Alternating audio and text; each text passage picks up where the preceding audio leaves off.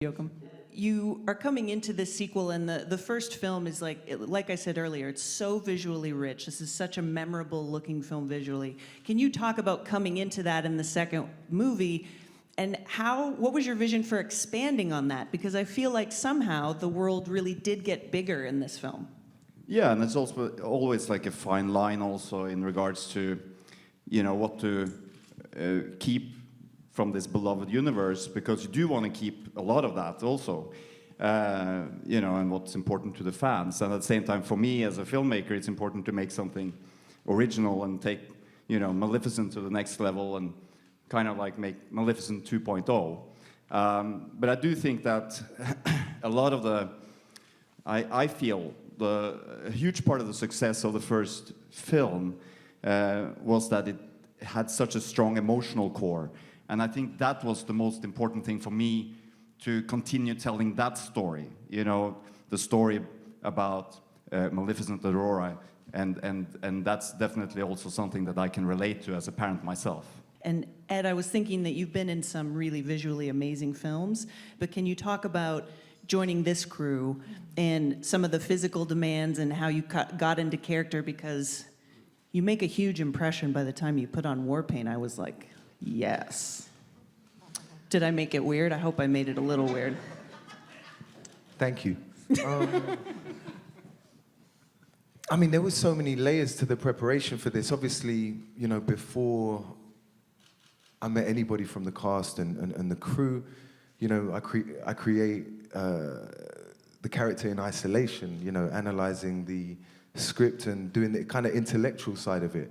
That's one side of things. But then once I came in and we started to go through the process of prosthetics, you know, the first makeup test I did was 10.5 hours. We got it down to about 4.5 hours by the end, but, you know, going through that every morning, that process of putting on the cheekbones, the ears, the, you know, the skin and, you know, the claws, finishing with the contact lenses. You know, you've gone through a complete physical transformation, and you're so kind of physically informed by that process, and then you come out and you're standing opposite these incredible actors, you know, such as these guys. So it's like, you know, there's so much process to get to the point where we're all just standing on set having a great old time. Can you talk about working with Angelina again, and especially kind of in the same neighborhood of character as far as like a strong, nuanced female goes? Yeah, I mean, we had a great time making Salt all those years ago, and so it was really exciting to get a chance to do stuff. You know, I mean, obviously it's completely different, but but you're right. You know, it's these very dynamic, very interesting characters. They have a really interesting relationship in this film, and so and some of that is sort of unsaid as well, and just sort of felt in the sense of connection, and so all of that was really rich, and so it was great to do that. Yeah.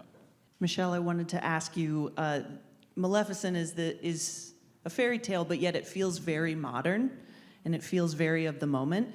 And I wonder if you can talk about coming into this story that features, you know, 3 women who are very different in their power, and just I think the writing really stands out as to how different all these women are.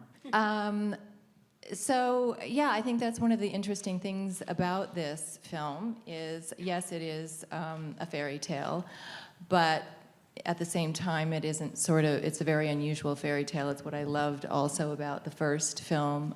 It was so surprising, and it, you know, it just didn't, what I loved is that it kind of played in this gray area, and it talked about, you know, good versus evil, and in that we all of us have a little bit of everything in us, and I think in terms of strength and how that manifests itself, and it's differently in everyone. And one of the things we loved about, for instance, Aurora's character is that, you know, in many ways she is ultimately the strongest and the wisest of all of us. I mean, my character is really brilliant and diabolical, but I wouldn't consider her terribly wise. So I do think it's interesting the way, and I like the way it plays out. Elle, speaking of which, I was thinking about how in the first movie your character is blessed with happiness. And yet in this movie, she runs into a lot of really dark situations. But do you feel that that personality trait that she has affects how you play the character and affects her experience? Yes, I mean, obviously, in the original fairy tale, she's, granted with these gifts when she's a baby. And I think Aurora, she symbolizes the good and the kindness in the world and the acceptance. And obviously that was really shown in the first film because she's much, much younger and much more innocent. And her kind of embodying this this really overwhelming love of life and want, and she lives in between both worlds. She's a human, but she is queen of the Moors and is grown up amongst the Moor folk, and so she lives harmoniously with both sides, so she doesn't understand why the world can't do that. But she's, in the second film, what's so great is that she's definitely a young woman now, and she's grown up. She is stronger. She has much more conviction in herself, and she's learning how to gain her independence. And I love the family theme in the movie because it's very realistic to real life of growing up and kind of separating from leaving the nest and also making your own choices in life.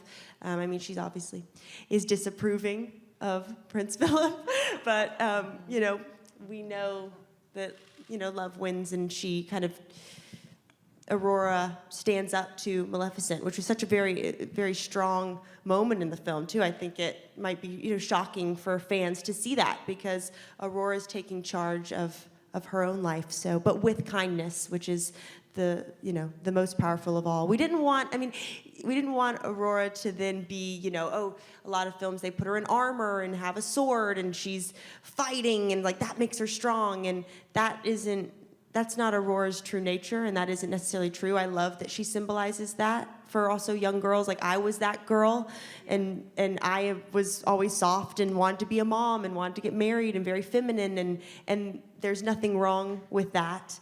And so we get to show the strength in accepting your femininity, and Aurora does it in a pink dress. Angelina, what does this movie say about family to you?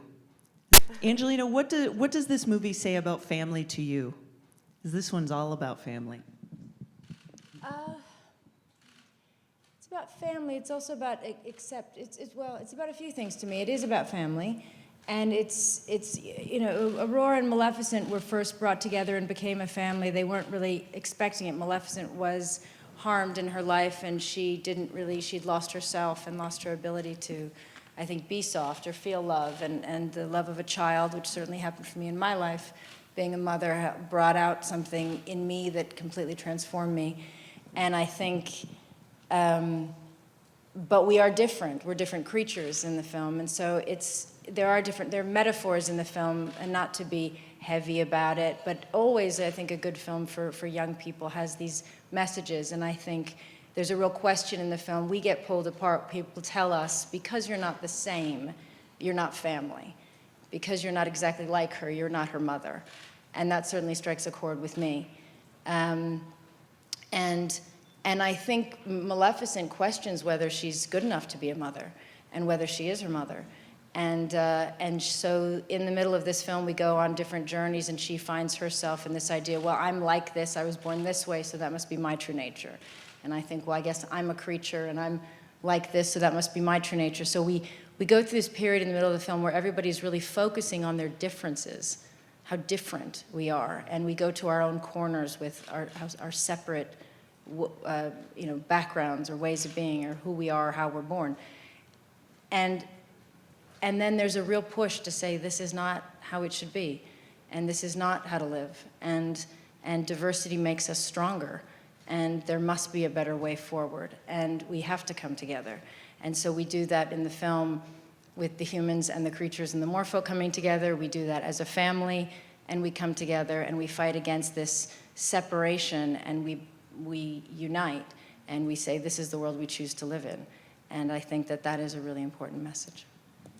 Prince Philip in this movie is really torn between his family and then sort of his chosen family, his new family. How does your character deal with that enormous conflict in that really fabulous wig? Thank you. It's difficult because we sort of open on him in this like pre-existing mindset that the Ulster, the kingdom, and his family are sort of living in, and they're at a more mature level in their relationship when you want to start making sort of choices for yourself and leading a new way forward. So it's sort of coming up against that, and it's difficult when you're going up against your own sort of parents as well. So I think that's something that he struggles with continuously, and then along with Aurora, we sort of strive for change and just try and support that. And Sam, Dioval has such a unique relationship with Maleficent. Can you talk about the evolution of that relationship in this film, as well as like what's the behind the scenes like when you? Because I remember seeing in the behind the scenes of the first film, flapping your arms and running out of a scene, like ducking down because you're poof turning into something else. But tell us about that evolution for this film. Well, one of the things I really enjoyed about the first one was the sort of the bickering that we had between one another. And I think I imagine that's developed over the last 6 years. We've become the sort of surrogate parents of Aurora. And Dioval is sort of one of the only ones who is brave enough to contradict her in some of her behaviors or suggest, means of being more polite or how humans behave. And we had a lot of fun playing this sort of thing. Joachim, let's talk more about this new land that we're seeing, the land of the Fae. Can you talk about the process of creating that world? What were some of your initial ideas that came to life? Yeah, no, I think it was important for us to create a bigger universe for this movie, and in that sense, this is Maleficent's being thrown into exile and discovers that she's not the only Dark Fae, and that universe and their nest of origin, so to speak, took a lot of planning, a lot of meetings, and a lot of amazing artwork. And I think the big inspiration for me and for us was probably nature. That the Dark Fae is somewhat representing nature, and in that sense, we used the different biomes that you find in nature and created groups within the Dark Fae, within the Maleficent, so to speak. There were tundra, there were forest, jungle, and desert, and everything became centered around that and designed around that, and also their habitats in the nest that they are living. Please give it up for Ed Skrein, Chiwetel Thank you very Ejiofor, much, everyone. Thanks for Michelle coming. Pfeiffer, Angelina Jolie, Elle Fanning, Harris Dickinson, Sam Riley, and Joachim Roning.